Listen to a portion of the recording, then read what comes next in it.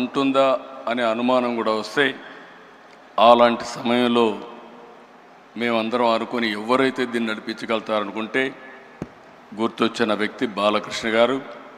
బాలకృష్ణ గారికి 15 సంవత్సరాల మునుపు ఈ బాధ్యత తీసుకుంటే ఈరోజు బ్రహ్మాండంగా పనిచేయడమే కాకుండా రాబోయే రోజుల్లో తిరుగులేని వ్యవస్థగా అన్స్టాపబుల్గా దీన్ని ముందుకు తీసుకెళ్తున్నారు. ఆయన ఎప్పుడు కూడా బిజీగా ఉంటాడు. సినిమాల్లో ఇప్పుడు కూడా ఈ వయసులో ఎవరు సినిమాల్లో కూడా మామూలుగా రిటైర్ అయిపోయి ఉంటారు, లేకుంటే క్యారెక్టర్ ఆర్టిస్ట్గా తయారవుతారు.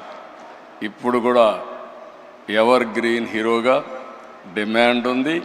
పిక్చర్లు కూడా బ్రహ్మాండంగా ఆడుతున్నాయి. ఇంకొక పక్క హిందూపూర్ ఎమ్మెల్యేగా కూడా బ్రహ్మాండంగా పనిచేస్తూ మొట్టమొదటి నుంచి ఇప్పటి వరకు గెలిచే నియోజకవర్గం తెలుగుదేశం పార్టీ హిందూపూర్ నియోజకవర్గం. మెజారిటీ కూడా తగ్గడం లేదు. అక్కడ కూడా బ్రహ్మాండంగా చేస్తున్నారు. మామూలుగా బిజీగా ఉండే వ్యక్తులను ఎప్పుడు కూడా ఇలాంటి చేయలేము, పట్టించుకోం. ఒక ప్యాషన్ ఉంది, ఒక ఎంపతి ఉంది, ఒక కంపాషన్తో పనిచేస్తూ ఉంటాడు.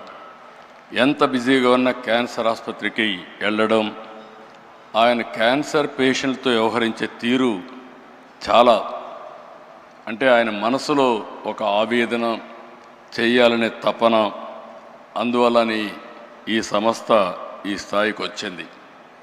నేను చాలాసార్లు చాలామందిని చూశాను.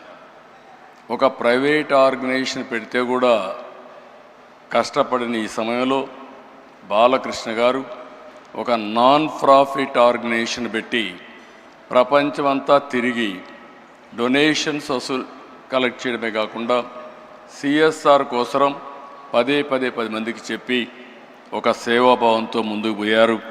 దానివల్లనే ఈరోజు ఈ వ్యవస్థ ముందుకొచ్చే పరిస్థితికి వచ్చింది. 25 సంవత్సరాలు ఈరోజు వ్యవస్థ వల్ల వేలాది కుటుంబాలకు ధైర్యాన్ని ఇచ్చింది, వెలుగునిచ్చింది. ఒక చిన్న ముక్కగా పెట్టిన ఇది 650 పడకల ఆసుపత్రి, 250 మంది పైన నిపుణులైన వైద్యులతో బ్రహ్మాండమైన సేవలు అందిస్తున్నారు. ప్రతి సంవత్సరం 3 లక్షలకు పైగా అవుట్ పేషెంట్లు, 90,000కు పైగా ఇన్ పేషెంట్కు సేవలు అందిస్తూ ఉంది. సంవత్సరానికి 8,000 ఆపరేషన్లు చేస్తున్నారు. 22 మందికి ప్రతిరోజు ఆపరేషన్ చేసే పరిస్థితికి వచ్చారు. ఇది మనం చూస్తే ఈ ఆసుపత్రికి వచ్చే ప్రతి రోగి కేవలం ఒక పేషెంట్గా కాదు, అతను ఒక కుటుంబానికి ఆశ. ఆ ఆశ నిలబెట్టే సంస్థ